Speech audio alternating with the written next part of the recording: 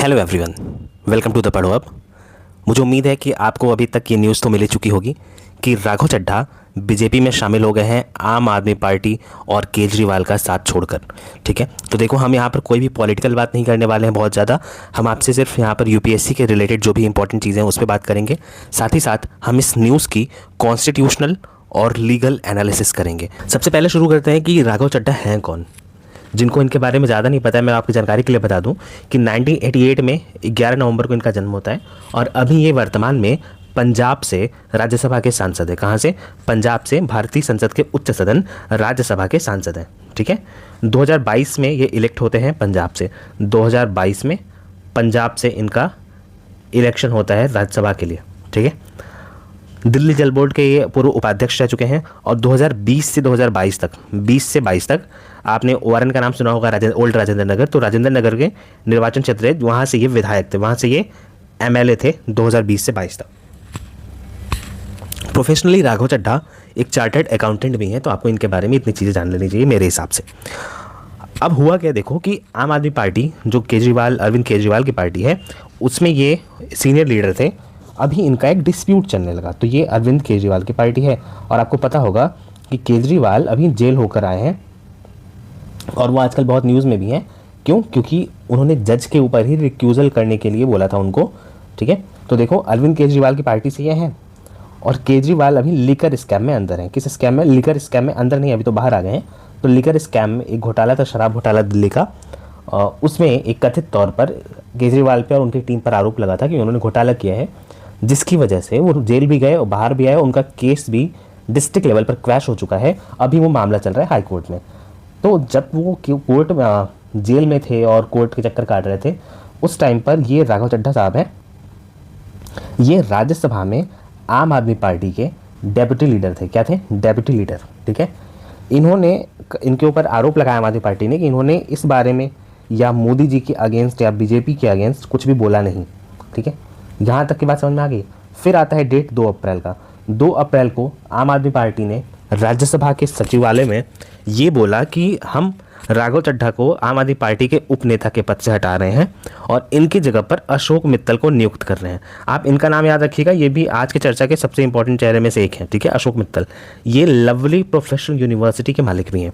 ठीक है, तो देखो होता क्या है, अशोक मित्तल का नाम मैंने क्यों याद रखने को बोला कि 15 अप्रैल को, ठीक है, 2 अप्रैल को इन्हें लीडर बनाया गया, राघव चड्ढा को हटा के डेप्यूटी लीडर। ईडी छापा मारती है इनके घर पे। कब? 15 अप्रैल की ये न्यूज़ है। उसके बाद होता क्या है कि आज 24 अप्रैल को ये न्यूज़ आ रही है। ठीक है, तो आप अगर क्रोनोलॉजी समझो तो पहले 2, फिर 15, फिर 24, इतने ही दिनों में आम आदमी पार्टी राज्यसभा में लगभग ख़त्म हो गई। ठीक है, तो राघव चड्ढा के अलावा यहाँ पर 6 लोग और, मतलब टोटल 7 लोग। देखो आम आदमी पार्टी के अभी के लिए 10 एमपीज़ थे राज्यसभा में, जिनमें से 7 एमपीज़ राघव चड्ढा के साथ बीजेपी में मर्ज हो गए। कहाँ पे मर्ज हो गए? बीजेपी में। ठीक है, बीजेपी में मर्ज हो गए। इनमें नाम क्या क्या है? संदीप पाठक, अशोक मित्तल, हरभजन सिंह, राजेंद्र गुप्ता, विक्रम साहनी, स्वाति मालीवाल। ठीक है, अब हम देख लेते हैं कि हमारे लिए एग्जाम के लिए क्या इंपॉर्टेंट है कि राज्यसभा का कंपोजिशन कैसा होता है, राज्यसभा की संरचना क्या होती है। तो देखो अनुच्छेद 80 के हिसाब से राज्यसभा में अधिकतम सदस्य संख्या जो है वो 250 डिसाइडेड है। कितने? 250, जिसमें से 238 इलेक्टेड मेंबर होंगे और 12 नॉमिनेटेड होंगे। 12 नॉमिनेटेड या फिर मनोनीत सदस्य इनको कहा जाता है हिंदी में, या नाम निर्दिष्ट सदस्य 12 होंगे। मगर वर्तमान में जो संख्या अधिकतम है वो 245 है, जिनमें से 233 निर्वाचित होते हैं और 12 मनोनीत हैं। राज्यसभा को ये राज्यों की परिषद कहा जाता है और ये भारतीय संसद की उच्च सभा है। ठीक है, मतलब अपर हाउस है इंडियन पार्लियामेंट का अपर हाउस है। यहाँ तक आपको कोई दिक्कत नहीं होनी चाहिए। अभी के हिसाब से देखो राज्यसभा में क्या कंपोजिशन है, तो भारतीय जनता पार्टी के 106 सदस्य थे, 29 कांग्रेस के, 10 आम आदमी पार्टी के। तो आपको बस ये याद रखना है कि 10 अभी आम आदमी पार्टी के थे, जिनमें से 7 जा चुके हैं। ये मैं 7 पे बार बार फोर्स क्यों कर रहा हूँ, आपको भी थोड़ी देर में समझ में आएगा कि मैं 7 को इतनी बार बार क्यों रिपीट कर रहा हूँ।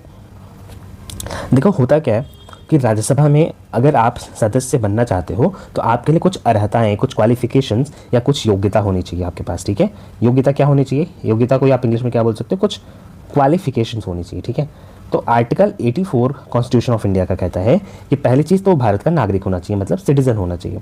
दूसरी चीज़, एज मिनिमम 30 ईयर्स होनी चाहिए, ठीक है, इससे कम नहीं हो सकती अगर आपको राज्यसभा का सदस्य बनना है, ठीक है। उसके बाद संसद द्वारा बनाई गई किसी भी विधि के तहत अन्य योग्यताएं होनी चाहिए।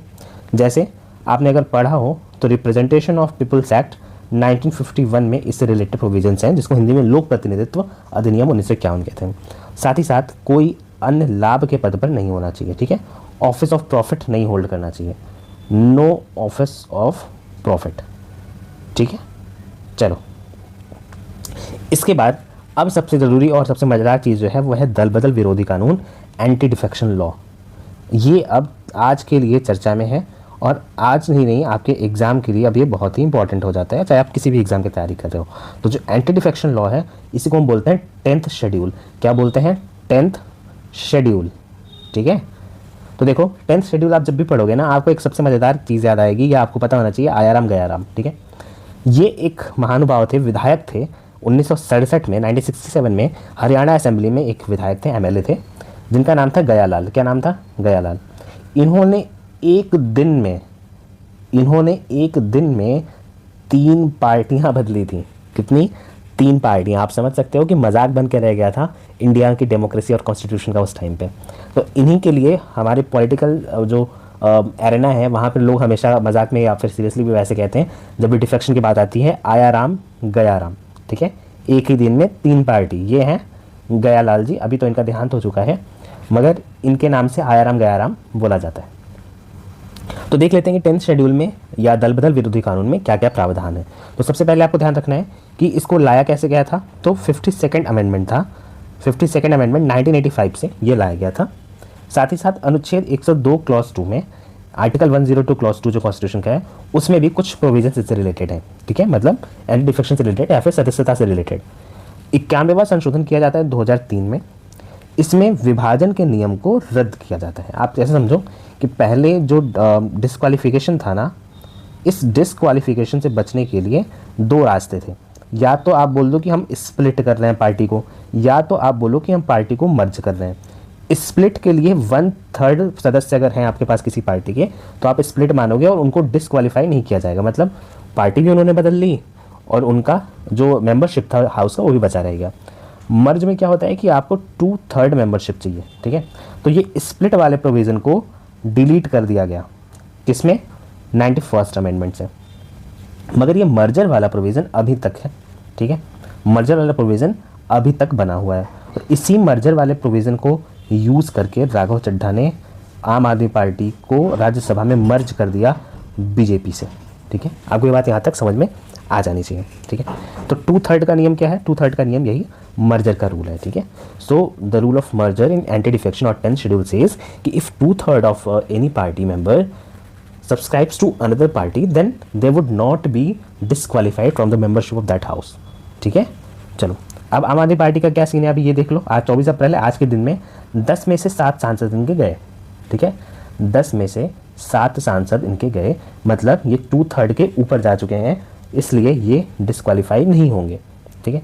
10th शेड्यूल के अंदर डिस्क्वालिफिकेशन के और क्या क्या प्रोविजन है हम ये देख लेते हैं। सबसे पहली चीज़, वॉलंटरीली अगर आप रिज़ाइन करते हो, तो अगर आप पार्टी की सदस्यता छोड़ रहे हो तो आपकी मेंबरशिप हाउस की भी चली जाएगी, पहली चीज़। दूसरी चीज़, अगर आप विप का वॉयलेशन करते हो, किसका?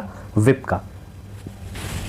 विप क्या होता है कि पार्टी का कमांड होता है कि पार्टी का जो लीडर है हाउस में वो बताता है कि आपको क्या वोट देना है और आपको कब अनुपस्थित नहीं होना है, कब आपको एब्सेंट नहीं होना है हाउस से, ये वो बताता है। अगर मान लो कि आपने पार्टी के विप की बात नहीं सुनी और आपने इन दोनों में से कुछ भी कर दिया, मतलब पार्टी के अगेंस्ट जाके वोट दे दिया, या तो जब उपस्थित होने को बोला गया तो आप एब्सेंट थे, तो अगर पार्टी आपको 15 दिन के अंदर माफ़ कर देती है तब तो ठीक।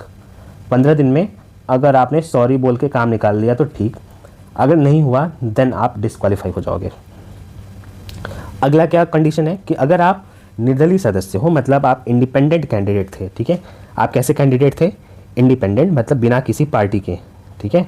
तो इंडिपेंडेंट कैंडिडेट को आफ्टर इलेक्शन किसी भी पार्टी में शामिल होने पर आप डिस्क्वालीफाई हो जाओगे। और साथ ही साथ जो नॉमिनेटेड मेंबर है, मतलब मनोनीत सदस्य, मनोनीत को इंग्लिश में क्या बोलते हो आप? नॉमिनेटेड। तो जो भी नॉमिनेटेड हैं, अगर वो ओथ लेने के 6 महीने के बाद किसी पार्टी में शामिल होते हैं तो डिस्क्वालीफाई हो जाएंगे। मतलब 6 महीने तक वो किसी पार्टी को ज्वाइन करना चाहें तो कर सकते हैं। ठीक है, चलो तो अब आप ये बताओ क्या राघव की सदस्यता जाएगी? तो अभी के लिए इसका आंसर है नो। क्यों? क्योंकि इन्होंने 2/3 सदस्य लेके ये पार्टी के चले गए। 2/3 ले जाने का मतलब क्या है कि इन्होंने मर्जर कर लिया। इन्होंने क्या कर लिया? मर्जर किस में? बीजेपी में। तो जब कभी भी मर्जर होगा तो 10th शेड्यूल नहीं लगेगा और डिस्क्वालिफिकेशन नहीं होगा। तो कुल मिला के आप कह सकते हो कि राघव चड्ढा भाई ने लूप होल ढूंढ लिया अपने लिए। ठीक है, चलो अब कुछ इंपॉर्टेंट केस लॉज देख लेते हैं। तो अगर आप यूपीएससी या फिर लॉ या फिर किसी भी एग्जाम की तैयारी कर रहे हो, आपको ये केस लॉज पता ही होने चाहिए। तो 1992 में एक केस आता है जिसका नाम था किहोतो होलोहन केस। ठीक है, किहोतो होलोहन केस। इसमें सुप्रीम कोर्ट ने कहा था कि अध्यक्ष और सभापति का निर्णय अंतिम नहीं है। ठीक है, ये क्यों कहा गया? क्योंकि 10th शेड्यूल के अंदर स्पीकर या चेयरमैन को ये राइट है कि वो अपना फैसला दें कि कोई बंदा डिस्क्वालिफाइड है या नहीं। तो सुप्रीम कोर्ट ने कहा कि हाँ वो फैसला तो कर सकते हैं मगर वो फैसला अंतिम नहीं है, it is not a final judgment. मतलब उसका जुडिशियल रिव्यू या न्यायिक समीक्षा की जा सकती है। ठीक है, कुल मिला के आप कियोतो होलोहन से ये चीज़ समझो कि डिस्क्वालिफिकेशन का जो भी रिजल्ट है उसका जुडिशियल रिव्यू किया जा सकता है। ठीक है, पहली चीज़। अगला जो केस लॉ था वो था रवि नायक बनाम भारत संघ 1994, रवि नायक वर्सेज यूनियन ऑफ इंडिया 1994। इसमें स्वेच्छा से सदस्यता छोड़ना, मैंने आपको जो एक ग्राउंड बताया ना, स्वेच्छा से त्याग, मतलब आपने अगर वॉलंटरली रिजाइन किया है तो वॉलंटरली जब भी आप रिजाइन करोगे, इसका सिर्फ ये मतलब नहीं कि आपने अगर लिखित में नहीं दिया तो आप रिजाइन नहीं किए हो। अगर आपके बिहेवियर्स या आपके एक्ट्स हाउस में ये शो कर रहे हैं कि आप पार्टी के अगेंस्ट जा चुके हो और आप रिजाइन कर चुके हो, तो आपको इसके ग्राउंड पर भी डिस्क्वालीफाई किया जा सकता है। ठीक है, देन 2020 में एक रिसेंट जजमेंट आता है के मेघचंद्र सिंह केस में, जहां पर सुप्रीम कोर्ट ने ये बोला कि जो भी डिस्क्वालिफिकेशंस की प्लीज हैं या एप्लीकेशंस हैं उनको 3 महीने के अंदर उनका निपटारा किया जाना चाहिए या उनको फाइनल किया जाना चाहिए बाय द स्पीकर और द चेयरमैन। ठीक है, डिपेंडिंग ऑन कि किस हाउस का मामला है। अब कुछ रिसेंटली इस तरह की और घटनाएं पहले हुई थी, उनके बारे में देख लेते हैं। टीडीपी, तेलुगु देशम पार्टी, जो अभी पॉलिटिक्स है भाई, देखो टीडीपी के साथ अभी गवर्नमेंट किसकी चल रही है? बीजेपी की। कहाँ पे? आंध्रा में। ठीक है, 2019 में बीजेपी ने टीडीपी के ही 6 में से 4 राज्यसभा सांसदों का बीजेपी मर्जर कराया था। ठीक है, नेक्स्ट एग्जांपल, गोवा में कांग्रेस 10 जुलाई 2019 15 में से 10 विधायकों का बीजेपी में विलय। देन महाराष्ट्र, शिवसेना 21 जून से 30 जून के बीच में एकनाथ शिंदे के नेतृत्व में बड़ी टूट होती है, सरकार बदल जाती है। और सबसे लास्ट एग्जाम्पल है अजित पवार का। अब तो ये इस दुनिया में नहीं है, अभी इनका देहांत हो गया था इसी साल या पिछले साल।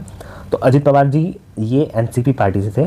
ठीक है, एनसीपी का भी इन्होंने एक बड़ा टुकड़ा लिया और अलग पार्टी बना ली। ठीक है, तो ये कुछ एग्जाम्पल्स थे जहाँ पर डिस्क्वालिफिकेशन लोगों को नहीं हुई थी even after breaking from their own party.